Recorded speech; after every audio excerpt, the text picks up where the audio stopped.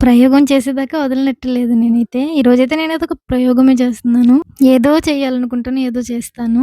నేనైతే ఇప్పుడు దాని నిండా వాటరయితే పట్టేసాను.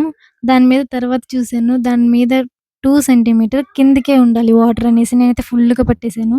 చూడండి ఫ్రెండ్స్ ఏం చేస్తున్నాను, ఫిష్ శుభమా అని చూపిస్తుంటే అంతా కిందే పడిపోయింది. సరే అనేసి ఇప్పుడు దాంట్లో ఫిష్ అయితే ఏసేస్తున్నాను. చూద్దాం ఏమవుతదో లాస్ట్‌కి తెలీదు నాకు కూడా. అంతా అయిపోయింది. క్యాప్ క్లోజ్ చేసేసాను. అంతా అయిపోయింది కదరా అనుకుని స్విచ్ చేస్తే అది ఆన్ అవ్వలేదు. ఏం చేయాలి?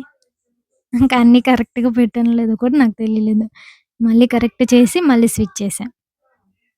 చేసిన తర్వాత హమ్మయ్య! ఇప్పుడైతే ఆన్ అయింది.